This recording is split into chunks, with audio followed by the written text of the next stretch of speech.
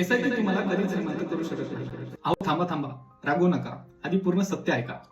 बहुतेक लोक एसआयपी सुरू करूनही मोठा कॉर्पस का क्रिएट करू शकत नाही हे आधी समजून घ्या. समजा दर महिन्याला तुम्ही 10,000 रुपयाची एसआयपी सुरू केली. 21 वर्षांसाठी सरासरी 12% रिटर्न. पहिले 7 वर्ष तुमची गुंतवणूक होते सुमारे 8,80,000 रुपये आणि तुमचा कॉर्पस होतो 17,20,000 रुपये. म्हणजे नफा केवळ 8,80,000 रुपये.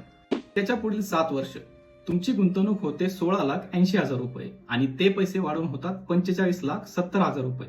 म्हणजे जवळजवळ 29 लाखांचा नफा. भारी आहे ना? आता पुढे ऐका.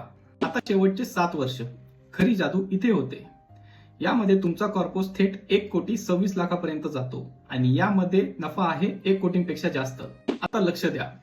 पहिल्या 7 वर्षात 9% नफा, पुढच्या 7 वर्षात 20% नफा आणि शेवटच्या 7 वर्षांमध्ये तब्बल 71% नफा. आता खरी समस्या काय आहे? लोक एसआयपी सुरू करतात, मार्केट पडतं, रिटर्न्स कमी वाटतात आणि खरं मॅजिक सुरू होण्याआधीच लोक एसआयपी बंद करतात. एसआयपीला वेळ दिला तरच ती तुम्हाला श्रीमंत बनवते. त्यामुळेच एसआयपी मध्ये धीर, शिस्त आणि वेळ खूप महत्वाचे आहेत.